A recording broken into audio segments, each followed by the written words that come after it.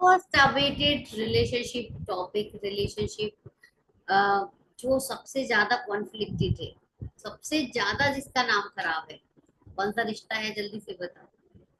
जी हाँ, सही समझे आप। मदर इन लॉ का और बहू का, सास बहू का। सास बहू की रिलेशनशिप इतनी बदनाम है, इतनी बदनाम है कि उसको एक बहुत बुरा रूप दे दिया गया है।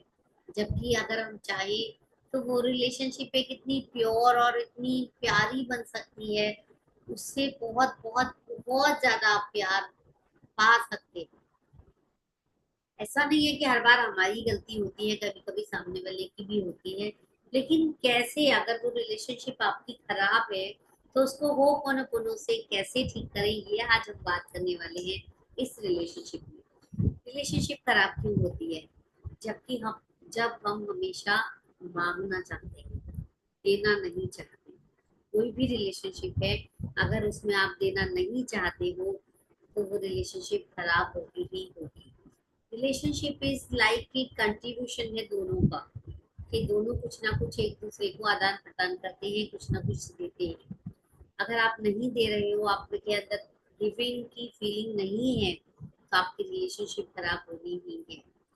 और मदर इन लॉ और डॉटर इन लॉ की रिलेशनशिप में क्या होता है कि डॉटर इन लॉ से ज्यादा एक्सपेक्टेशन की जाती है, और मदर इन लॉ जो है वो कुछ जगह ठीक होती है, कुछ जगह कुछ गड़बड़ होती है।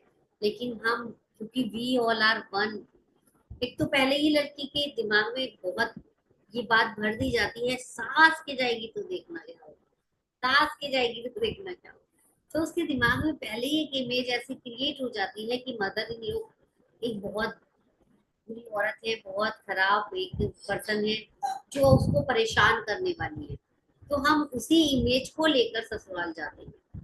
कि ऐसा नहीं है।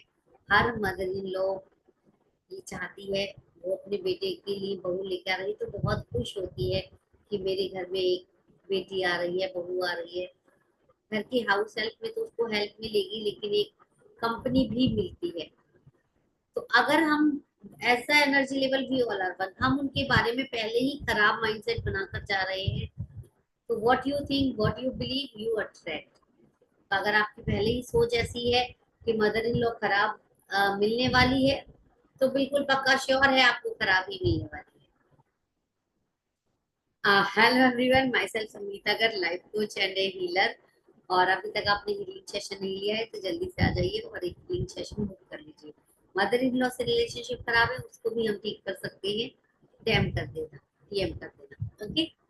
तो अगर आपने दिमाग में पहले ही छवि बना ली है कि आपको मदर इन लॉ खराब मिलने वाली है, तो एब्सोल्युटली खराब मिलने वाली है।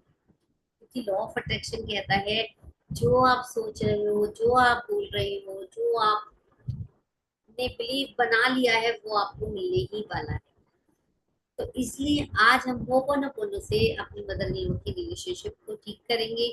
Close your eyes and hands on your heart, practice with me and say I am sorry, please forgive me, thank you, I love you. Remember her face and say, I take 100% responsibility of this relationship. I take 100% responsibility of all the misunderstanding between us.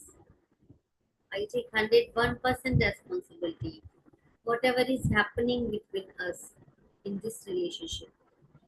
I am sorry. I don't behave like you are my mom. I am sorry. I think that I have to marry with only your son, but it's not true.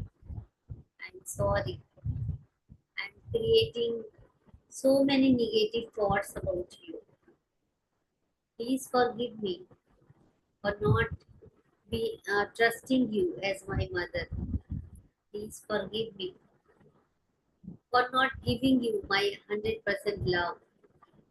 Please forgive me for not accepting you as my husband's mother, as my mother.